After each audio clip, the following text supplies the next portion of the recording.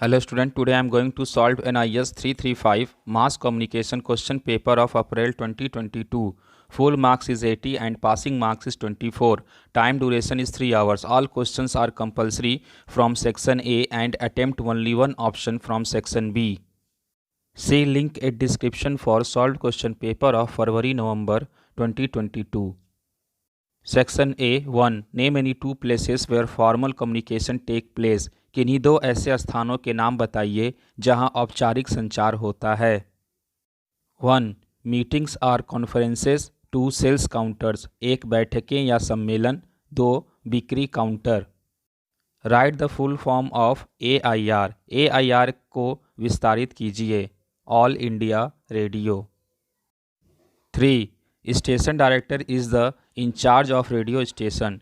केंद्र निर्देशक radio station का प्रभारी होता है। 4 write the effect of invention of paper in the development of communication. कागज़ के आविष्कार का संचार के विकास पर पड़ने वाले प्रभाव को बताइए। The invention of paper greatly help the spread of literature and literacy, making books more convenient to use and cheaper. कागज़ के आविष्कार ने साहित्य और साक्षरता के प्रसार में बहुत मदद की, जिससे पुस्तकों का उपयोग करना अधिक सुविधाजनक और सस्ता हो गया। 5 what is the role of news sense quality in a good reporter. एक अच्छे रिपोर्टर में समाचार बोध के गुण का महत्व बताइए। A news sense is the basic quality of reporter. Every reporter has to have a news sense for news to distinguish news from non-news. This includes being able to track various news values and decide where to begin his story and what is credible. समाचार बोध reporter का मूल गुण है। समाचारों को गैर समाचारों से अलग करने के लिए प्रत्येक रिपोर्टर के पास समाचारों की समझ होनी चाहिए। इसमें विभिन्न समाचार मूल्यों का परीक्षण करने में सक्षम होना और यह तय करना शामिल है कि उनकी कहानी कहां से शुरू की जाए और क्या विश्वसनीय है। 6 what are private radio stations FM channels. निजी रेडियो स्टेशन FM चैनल क्या हैं? These are private or commercial radio stations which have been given a license to broadcast programs on radio. Most of them cater to the younger generation by providing a mix of music and fun. Example Red FM. ये निजी या व्यावसायिक radio station हैं जिन्हें radio पर कार्यक्रमों के प्रसारण का लाइसेंस दिया गया है। उनमें से अधिकांश संगीत और मस्ती का मिश्रण प्रदान करके युवा पीढ़ी की ज़रूरतों को पूरा करते हैं। उदाहरण red FM। 7 what are free to air channels name any two. Free to air channel क्या होते हैं, किन्हीं दो के नाम बताइए। Free to air channels means the broadcaster does not charge the cable operator. Example Aaj Tak Sahara. Free to air चैनलों का मतलब है कि ब्रॉडकास्टर केबल ऑपरेटर से शुल्क नहीं लेता है। उदाहरण Aaj Tak Sahara. 8 what do you understand by tag line, give an example. Tag line से आप क्या समझते हैं, एक उदाहरण दीजिए। A tag line is a creative often witty ad slogan that helps people remember a particular products. Example pulse polio, 2 बूंद जिंदगी की। टैग लाइन एक रचनात्मक प्राय बुद्धिमत्तापूर्ण विज्ञापन स्लोगन है जो लोगों को एक उत्पाद विशेष याद रखने में मदद करता है। उदाहरण पल्स पोलियो, 2 बूंद जिंदगी की। 9 right any 4 uses of internet. Internet के कोई 4 उपयोग लिखिए। 1 sending email. 2 sharing of files. 3 watching movies and songs. 4 watching and reading news. 1 email भेजना। 2 फाइलों को साझा करना। 3 फिल्में और गाने देखना। 4 समाचार देखना और पढ़ना। 10 enlist the negative effects of social media in our society. Social media के समाज पर पड़ने वाले नकारात्मक प्रभावों को सूचीबद्ध कीजिए। The more time spent on social media can lead to cyber bullying, social anxiety, depression and exposure to content that is not age appropriate. Social media is addicting when you are playing a game or accomplishing a task you seek to do it as well as you can. Social media पर अधिक समय बिताने से cyber bullying, सामाजिक चिंता, अवसाद और ऐसी सामग्री के संपर्क में आ सकते हैं जो उम्र के लिए उपयुक्त नहीं है। सोशल मीडिया नशा है। जब आप कोई खेल खेल रहे होते हैं या किसी कार्य को पूरा कर रहे होते हैं तो आप उसे यथासंभव बेहतर ढंग से करने का प्रयास करते हैं। 11 write about the role and responsibilities of editors. संपादक के कार्यों एवं जिम्मेदारियों का उल्लेख कीजिए। The editor is a person who edits. An editor supervises the reporters and improves his report for publication. An editor also plans about what to report, how to cover, and the relative importance to be given to each story. In a newspaper, the top post is that of a chief editor. The chief editor or editor's heads are departments in a newspaper and is in charge of the overall supervision. Next to this post, there are managing editors. For assisting him, there are assistant managing editors or deputy managing editors. Then there are news editors. They are directly in charge of the news desk. The desk is the place where reporters are edited and sent for printing. Under the news editors are chief sub-editors or desk chiefs. Once the news editor selects the reports to be published, the desk chief gives that to sub-editors under him to polish, correct, edit, put a headline, select the typeface and add pictures or graphs if required. This is the main process of editing.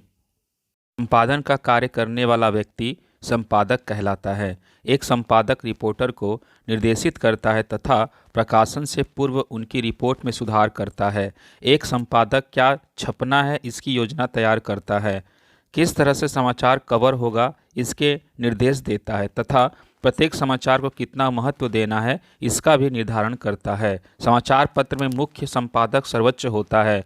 मुख्य संपादक या संपादक समाचार पत्र के सभी विभागों का मुखिया होता है तथा सभी को निर्देशित करना उसकी जिम्मेदारी होती है। इस पद के बाद प्रबंधन संपादक का पद होता है।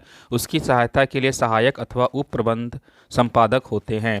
इसके बाद समाचार संपादक का स्थान आता है। यह समाचार डेस्क के प्रभारी होते हैं। डेस्क वह जगह होती है जहां समाचार का संपादन होता है तथा जहां से उसे प्रकाशन के लिए भेजा जाता है। समाचार संपादन के मातहत मुख्य उप संपादक या डेस्क प्रभारी होते हैं। समाचार संपादक द्वारा समाचार का चयन कर लिए जाने के बाद मुख्य उप संपादक अपने मातहत उप संपादकों की सहायता से रिपोर्ट को सही करता है, परिवर्तन सुधार करता है, शीर्षक लगाता है, टाइपफेस निर्धारित करता है तथा जरूरी ग्राफ एवं चित्र जोड़े जाते हैं। यह संपादन की मुख्य प्रक्रिया है।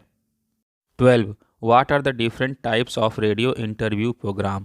रेडियो साक्षात्कार कार्यक्रमों के विभिन्न प्रकार कौन से हैं? Firstly, there are full-fledged interview programs. The duration of this may vary from 10 minutes to 30 minutes or even 60 minutes depending upon the topic and the person being interviewed. Most of such interviews are personality based. You might have heard of long interviews with well-known people in the field of public life, literature, science, sports, films, etc. Secondly, there are interviews which are used in various radio programs like documentaries. Here the interviews are short, questions specific and not many. The purpose is to get a very brief to the point answer. Thirdly, there are a lot of interviews or interview based programs in news and current affairs programs. Have you heard such interview on radio?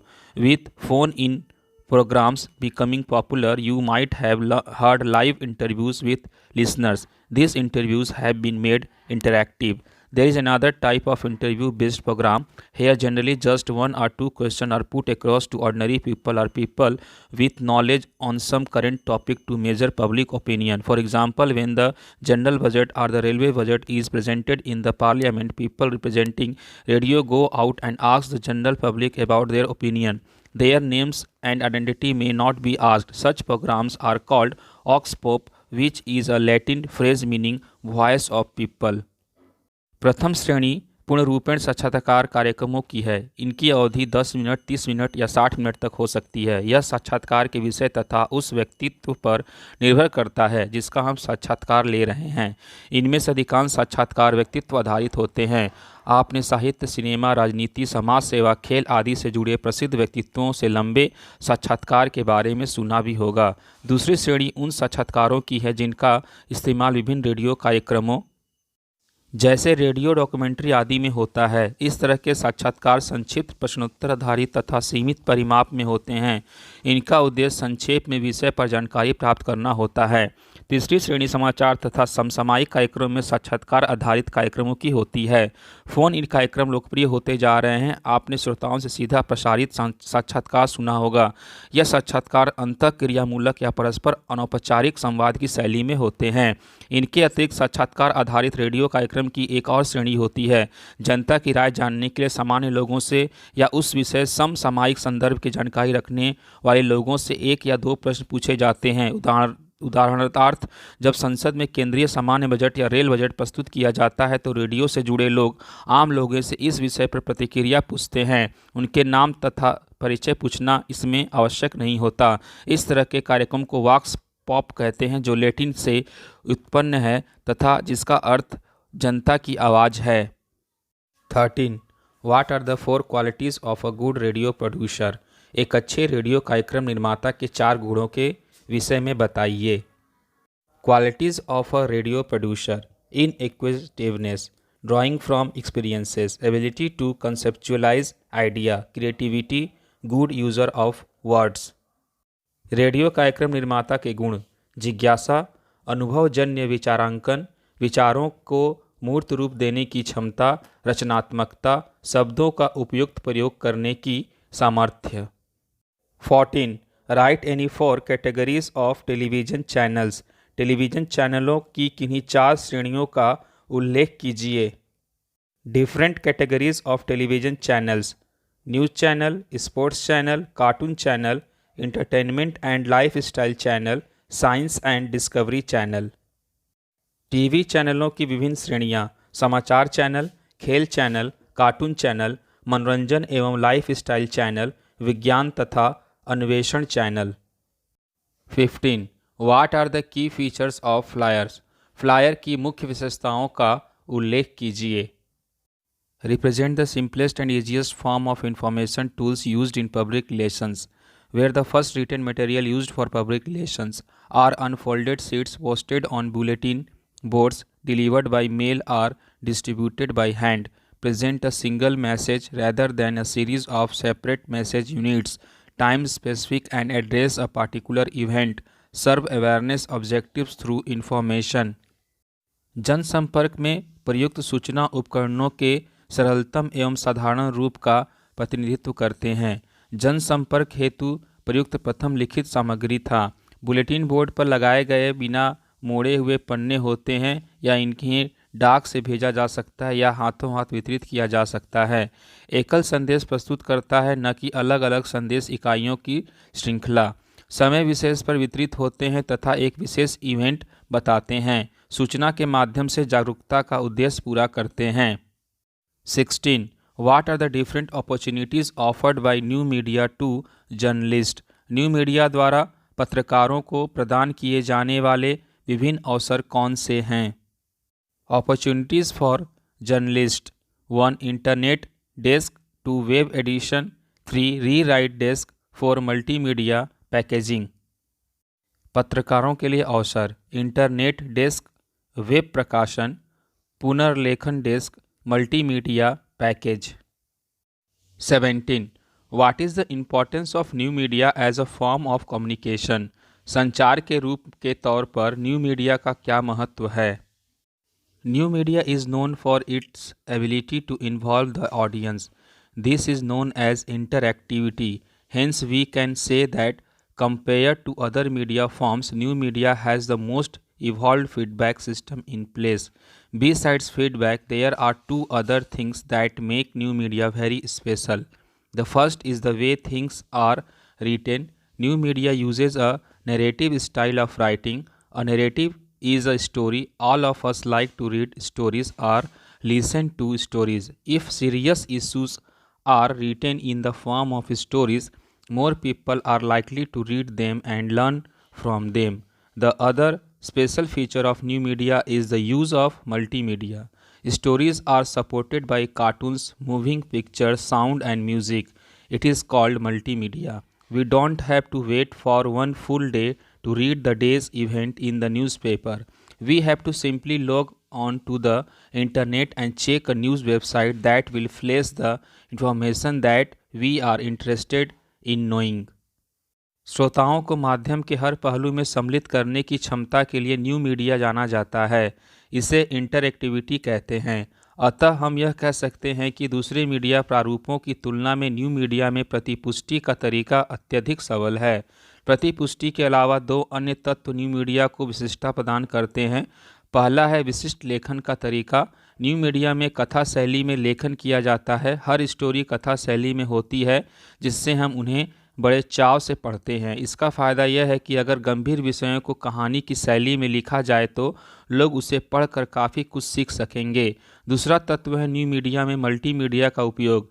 जब कहानियों के साथ cartoon, चलचित्र, ध्वनि एवं संगीत का संयोजन हो तो उसे मल्टीमीडिया कहा जाता है। न्यू मीडिया से हमें किसी घटना की जानकारी के लिए सारे दिन अखबार का इंतजार नहीं करना होता, सिर्फ इंटरनेट की वेबसाइट खंगालने की ज़रूरत है। Classify newspaper on the basis of their size, give suitable examples. समाचार पत्रों का उनके आकार के आधार पर वर्गीकरण कीजिए, उचित उदाहरण दीजिए। Newspapers are classified into three categories according to their size. They are broadsheets, tabloids, and Berliner or middies. Morning newspapers are generally broadsheets. They are big in size. In India, all major newspapers are broadsheets. Example include the Times of India and Hindustan Times. Tabloids are only half the size of broadsheets. In India, most of the evening papers are tabloids. Examples are Midday and Metro Now. Presently, some of the new morning paper have also adopted the tabloid format. Berlins or middies are very small newspaper. European papers such as La Monde and La Stampa are middies. Mint is the name of the Berlier published in India. In India, some magazines print special booklet in this format. आकार के आधार पर समाचार पत्रों को 3 श्रेणियों में विभाजित किया गया है। ये ब्रॉडशीट, टेबलॉयड तथा बर्लिनर या मिडीज़ हैं। प्रातःकालीन समाचार पत्र सामान्यतः ब्रॉडशीट ही होते हैं। ये आकार में बड़े होते हैं। भारत में सभी प्रमुख समाचार पत्र ब्रॉडशीट ही हैं। उदाहरण के लिए द टाइम्स ऑफ इंडिया तथा द हिंदुस्तान टाइम्स। टेबलॉयड पत्र ब्रॉडशीट के आधे आकार के होते हैं। भारत में अधिकांश संध्याकालीन पत्र टेबलॉयड हैं। उदाहरण मिड डे तथा मेट्रो नाउ। वर्तमान में कुछ नए प्रातःकालीन पत्रों ने भी टेबलॉयड फॉर्मेट अपनाया है। बर्लिनर या मीडी बहुत छोटे आकार के पत्र होते हैं। कुछ यूरोपीय पत्र जैसे ला मादे और ला स्टाम्पा मिडीज़ हैं। मिंट भारत में प्रकाशित एक बर्लिनर का नाम है। भारत में कुछ पत्रिकाएं इसी फॉर्मेट में विशेष पुस्तिकाएं छापती हैं। See link a description for solve question paper of February November 2022। 19. Enlist any 6 equipment required for television production process. Give brief description of each. Television कार्यक्रम निर्माण प्रक्रिया में प्रयुक्त होने वाले किन्हीं 6 उपकरणों के नाम बताइए एवं प्रत्येक का संक्षिप्त विवरण दीजिए। Machineries and equipment required for production. 1. Camera. The most basic equipment in any and every production is the camera. Camera has a lens in it. This lens selects a part of the visible environment and produced a small optical image. The camera is principally designed to convert the optical image as projected by the lens into an electrical signal. 2. Lights. Camera needs certain amount of light. Light provides the television camera with adequate illumination for technically acceptable pictures. Light shows the viewers what the objects shown on screen actually look like. 3. Microphone. Microphone converts sound waves into electrical energy or the audio signals. 4. Sound recorder. The sound recorder essentially records the sound picked up by the microphone with the sound recorder. 5. Videotape recorder. Visuals are recorded on videotape in a videotape recorder. Most of the programs that we see are recorded on videotape or computer disk before they are actually telecast. 6. Post-production editing machine. The post-production editing equipment helps to edit the program after it is recorded. 1. Camera. किसी भी उत्पादन में सभी बुनियादी उपकरण camera है। कैमरे में एक लेंस है। यह लेंस दृश्य वातावरण के एक भाग का चमन करता है और एक छोटी ऑप्टिकल छवि बनाता है। कैमरे को मुख्य रूप से लेंस द्वारा प्रक्षेपित ऑप्टिकल छवि को विद्युत संकेत में बदलने के लिए डिज़ाइन किया गया है। 2 रोशनी, कैमरे को निश्चित मात्रा में प्रकाश की आवश्यकता होती है। प्रकाश तकनीकी रूप से स्वीकार्य चित्रों के लिए टेलीविज़न कैमरा को पर्याप्त रोशनी प्रदान करता है। प्रकाश दर्शन को दिखाता है कि स्क्रीन पर दिखाई जाने वाली वस्तु वास्तव में कैसी दिखती है। 3 माइक्रोफोन, माइक्रोफोन ध्वनि तरंगों को विद्युत ऊर्जा या ऑडियो सिग्नल में परिवर्तित करता है। 4 साउंड रिकॉर्डर, साउंड रिकॉर्डर अनिवार्य रूप से माइक्रोफोन द्वारा ली गई ध्वनियों को साउंड रिकॉर्डर के साथ रिकॉर्ड करता है। 5 video tape recorder, video tape recorder में दृश्य वीडियो टेप पर रिकॉर्ड किए जाते हैं। अधिकांश प्रोग्राम जो हम देखते हैं वे वास्तव में टेलीकास्ट होने से पहले वीडियो टेप या कंप्यूटर डिस्क पर रिकॉर्ड किए जाते हैं। 6 post production editing machine, post production editing equipment या मशीन प्रोग्राम को रिकॉर्ड करने के बाद एडिट करने में मदद करती है। 20 how ancient people use to advertise, प्राचीन सभ्यता में लोग विज्ञापन किस प्रकार करते थे। The highly urbanized cities of Harappa and Mohenjo-daro employed signs to sell the many types of art and craft items that our ancient civilizations were famous for. During Emperor Ashoka's reign, stones or pillars were used for making public announcements. There have always been advertisements of some sort of the other.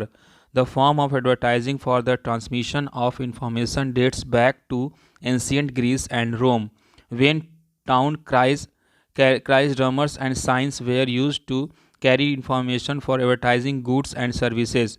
Excavation in the ancient Roman town of Pompeii have shown evidence of some form of advertising. The ancient Roman painted notice of theatre, performance, games, entertainment and public events on the wall of the busy center of the town. Roman diaries had a sign outside with a goat on it, and their school had a picture of a boy being whipped. These signs were often used because many people could not read. It was much later that public notices were placed in the Acta Diurna, a wall newspaper that provided daily news of politics in ancient Rome in 131 BC. Lost and found advertising on papyrus was common in ancient Greek and ancient Rome. Sindhu घाटी की सभ्यता के एक नगर मोहनजोदड़ो की सड़कों पर ढोल बजाकर चलते हुए अपने या किसी और का संदेश बोलते थे। उस समय की मदिरा की दुकान तथा उसके स्वामी के नाम के संकेत होते थे। उस समय के नागरिक हड़प्पा तथा मोहनजोदड़ो के नगरों में उन कलाकृतियों तथा हस्तशिल्प के अनेक प्रकारों को बेचने के लिए संकेत चिन्हों का प्रयोग किया जाता था, जिसके लिए हमारी प्राचीन सभ्यता प्रसिद्ध है। सम्राट अशोक के शासनकाल में भारतीय उपमहाद्वीप में पत्थरों या स्तंभों का प्रयोग लोक उद्घोषणा के लिए किया जाता था। अतीत काल में सदैव किसी न किसी तरह के विज्ञापन का अस्तित्व रहा है। सूचना देने के लिए विज्ञापन का रूप प्राचीन यूनान और रोम में प्रचलित था, जब शहर में मुनादी करने वाले, ढोल बजाने वालों और चिन्हों का उपयोग उत्पाद तथा सेवाओं के विज्ञापन की सूचना देने के लिए होता था। प्राचीन रोम के पोम्पेई नगर में किए गए उत्खनन में विज्ञापन के कुछ रूपों के प्रमाण मिले हैं। प्राचीन रोम के लोग दिखाए जाने वाले नाटकों, खेलों, मनोरंजन तथा जन आयोजनों की सूचनाएं नगर के व्यस्त केंद्रों में दीवारों पर रंग कर लिखते थे। रोमन डायरियों पर बकरी के चिन्ह बने मिलते हैं और उनके विद्यालयों के ऐसे बच्चों का चित्र होता है जिसे चाबुक मारा जा रहा है। प्रायः इन चिन्हों का प्रयोग इसलिए किया जाता था कि बहुत से लोग पढ़ नहीं सकते थे। बहुत समय बाद जन सूचनाओं को एक्टा डायना में स्थापित किया जाता था। यह दीवार पर लगाया जाने वाला एक समाचार पत्र था जो ईसा पूर्व 131 में प्राचीन रोम की राजनीति के दैनिक समाचार उपलब्ध कराता था। पेपाइरस पर खोया और पाया विज्ञापन प्राचीन यूनान तथा रोम में अत्यंत सामान्य था। Section B option 1 21 communication is a continuous process, संचार एक निरंतर प्रक्रिया है। 22 list any 2 advantages of electronic media, electronic media के किन्हीं 2 लाभों का उल्लेख कीजिए। Advantages of electronic media 1 outreach is more and audience are heterogeneous, 2 messages can be communicated within no time. Electronic media के लाभ 1 ज़्यादा पहुंच तथा विभिन्नतायुक्त दर्शक वर्ग, 2 तत्काल संदेश संचार की क्षमता। 23 व्हाट इज़ बलाड, बलाड क्या है। A ballad is a poem usually set to music and is often a story told in the form of a song. बलाड एक कविता है जो सामान्यतः संगीतबद्ध होती है तथा प्रायः यह गीत के रूप में प्रस्तुत की जाने वाली कहानी है। 24. Describe any two forms of traditional media which can be use to educate people. लोगों को शिक्षित करने के लिए प्रयुक्त हो सकने वाली किन्हीं दो परंपरागत माध्यमों का उल्लेख कीजिए। Demonstrations. Demonstrations are useful tool for the transfer of knowledge and encouraging farmer to try new idea and technology which is suitable in their area. Traditional media forms such as storytelling and plays could be used to make these demonstrations in the weekly marketplace where farmers are likely to gather. Fair. Fairs help to create awarenesses about improved technology amongst a large number of people within a short period of time. It provides farmer with an exposure to new technology, technique used by other farmers as well as government and non-government agencies. It provides relevant literatures and enables discussions in a lively and informal atmosphere. प्रदर्शन. प्रदर्शन ज्ञान के स्थानांतरण तथा नए विचार एवं प्रौद्योगिकी आजमाने के लिए किसानों को उत्प्रेरित करने का उपयोगी साधन है। साप्ताहिक हाट बाजार जहां किसान एकत्रित होते हैं। परंपरागत माध्यमों जैसे कथा कहना एवं नाटक का उपयोग किया जा सकता है। मेला एक अल्प समयावधि में बहुत सारे लोगों में परिवर्धित प्रौद्योगिकी के विषय में जागरूकता लाने में मेले मदद करते हैं। यह किसानों के समक्ष नई प्रौद्योगिकी तकनीकों को जो अन्य किसानों तथा सरकार एवं गैर सरकारी संस्थाओं द्वारा प्रयुक्त हैं स्पष्ट करने में मददगार होते हैं। यह संबंधित साहित्य तथा परिचर्चा को अनौपचारिक माहौल में उपलब्धता का अवसर प्रदान करता है। 25. Differentiate between traditional media and electronic media. परंपरागत माध्यम तथा इलेक्ट्रॉनिक मीडिया में अंतर स्पष्ट कीजिए। Traditional media, electronic media. 1. Non-technological in nature. Technological in nature. 2. Flexible in nature but culturally rigid. Flexible but enjoys cultural freedoms. 3. Less expensive medium. Expensive medium which needs high monetary investment. 4. Messages are presented before a live audience. Messages are transmitted or broadcast. Reach is limited. Reaches out to a large number of people. पारंपरिक media, electronic media. 1. प्रकृति में गैर तकनीकी, प्रकृति में तकनीकी। 2. प्रकृति में लचीला लेकिन सांस्कृतिक रूप से कठोर, लचीला लेकिन सांस्कृतिक स्वतंत्रता प्राप्त है। कम खर्चीला माध्यम, महंगा माध्यम जिसमें उच्च मौद्रिक निवेश की आवश्यकता होती है। 4. संदेश सीधे दर्शकों के सामने प्रस्तुत किए जाते हैं, संदेश प्रसारित होते हैं। 5. पहुंच सीमित, बड़ी संख्या में लोगों तक पहुंचता है। Option 2 21. The word graphy in photography means drawing. Photography में ग्राफी शब्द का अर्थ है रेखांकन। 22. Explain the basic rule of framing.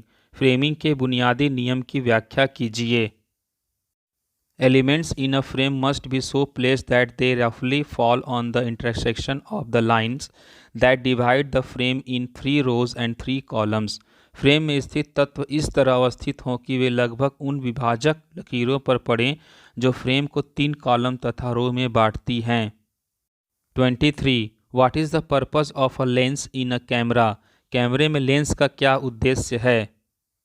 Lens is the device through which we focus the light or the picture onto the surface that is going to record the photograph. Lens वह उपकरण है जिसकी सहायता से हम प्रकाश या चित्र उस सतह पर प्रक्षेपित करते हैं जो फोटोग्राफ अंकित करता है। 24. How does a photo journalist prepare for a photo feature. Photo पत्रकार फोटो फीचर की तैयारी कैसे करता है। A photo feature is also called a photo essay. As the name suggest it is a story or an essay on subject told using photographs. It can be done on anything that is photographed, a place or person, etc. A photo feature is generally conceived at the desk of the editor of the magazine or newspaper who will brief the photo editor about it. Photo feature को photo निबंध भी कहा जाता है। जैसा कि नाम से स्पष्ट है, यह फोटोग्राफों के माध्यम से किसी विषय पर कहानी तथा निबंध प्रस्तुत करता है। यह किसी भी विषय को स्थान या व्यक्ति जिसका फोटो खींचा गया हो पर आधारित हो सकता है। फोटो फीचर सामान्यतः पत्र या पत्रिका के संपादक के डेस्क पर आकार लेता है और फोटो संपादक इसके बारे में निर्देशित करता है। 25. Explain the various parts of camera. Camera के विभिन्न अंगों का वर्णन कीजिए। Parts of a camera. 1. Viewfinder. This is the point from where we look and aim the camera in the direction of the scene that is to be photographed. 2. Shutter released. As mentioned earlier, this is the button on the top of a camera which when pressed take the photograph. 3. Lens. The lens is the most important part of a camera because it is the device through which we focus the subject or the picture onto the surface that is going to record the photograph. A lens which is made of glass has a unique property to bend the light ray and focus them on a sharp point. So when we look at the image that is to be photographed through a lens, it may appear soft or blurred, but then by focusing it we can make it sharp. Now it is ready to be photographed. Usually the aperture is also built inside the lens. 4. Focusing ring. This is the adjustment that we use to bring the subject into sharp focus. It is usually on the lens and has a scale that shows the distance of the subject from the lens. By moving the ring clockwise or anti-clockwise, we adjust the focus. Most new cameras also have an automatic focusing mechanism, and such cameras are also referred to as autofocus cameras. Light meter. The right amount of light at the given moment when we are taking the photo. This is measured and indicated by a light meter. The light meter is either inside the viewfinder or on the screen that shows the picture. The easy to use cameras have an automatic setting that reads the light and accordingly sets the aperture and shutter speed. Camera के अंग। 1. View finder. यह वह बिंदु होता है जहां से हम देखते हैं तथा कैमरा को उस दृश्य की दिशा व्यवस्थित करते हैं जिसका हमें फोटोग्राफ लेना है। 2. Shutter release. जैसा कि पहले भी स्पष्ट किया जा चुका है, यह कैमरे के टॉप पर स्थित बटन होता है जिसे दबाकर फोटोग्राफ लिया जाता है। लेंस। लेंस कैमरे का सबसे महत्वपूर्ण अंग होता है क्योंकि इसकी सहायता से हम उस सतह पर चित्र या विषय को फोकस करते हैं जिस पर फोटोग्राफ अंकित होता है। लेंस शीशे के बने होते हैं जिनमें प्रकाश की किरणों को मोड़कर एक शार्प पॉइंट पर फोकस करने की विशेषता होती है। अतः जब हम किसी दृश्य को जिसकी फ़ोटो खींचते हैं लेंस से देखते हैं तो वह हल्की अथवा धुंधली नज़र आती है, लेकिन तब उस पर फोकस करके हम दृश्य को स्पष्ट कर सकते हैं। जब हम इसका चित्र खींच सकते हैं सामान्यतः अपर्चर लेंस के भीतर ही होता है। 4. Focusing ring. यह एक प्रकार का अनुपाती है जिसका प्रयोग हम विषय को शार्प फोकस या केंद्र में लाने के लिए करते हैं। यह समानांतर लेंस पर होता है तथा उसमें एक स्केल या मापक होता है जिसकी सहायता से वह लेंस से विषय की दूरी बताता है। हम रिंग को घड़ी के सुई को दिशा या सुई के विपरीत दिशा में चलाकर फोकस को व्यवस्थित करते हैं। अधिकांश नए कैमरा में स्वचालित फोकस व्यवस्था होती है तथा इन्हें ऑटो फोकस कैमरा भी कहा जाता है। 5. Light metre. शटर तथा अपर्चर प्रकाश को नियंत्रित करते हैं एवं अंदर चित्र लेने हेतु वांछित प्रकाश ही प्रविष्ट करने देते हैं। लेकिन फ़ोटो खींचते समय उपयुक्त प्रकाश का निर्धारण हम कैसे करेंगे, यह लाइट मीटर द्वारा मापा और बताया जाता है। लाइट मीटर या तो व्यू फाइंडर के भीतर होता है अथवा चित्र दिखाने वाले स्क्रीन पर होता है। इस्तेमाल में आसान कैमरों में स्वचालित व्यवस्थापन होता है जो प्रकाश का मापन करके उसके अनुरूप अपर्चर तथा शटर स्पीड व्यवस्थित करता है। See link at description for solved question paper of February-November 2022.